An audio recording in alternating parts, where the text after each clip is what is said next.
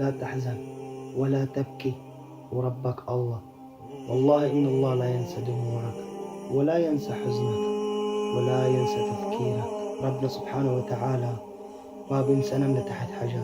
إياك تفكر إنه الله بينسى حدا من عباده. ربنا حنون على كل عباده وما بينسى نملة تحت حجر. بس لازم نصبر شوي، لأنه الصبر مفتاح الفرج.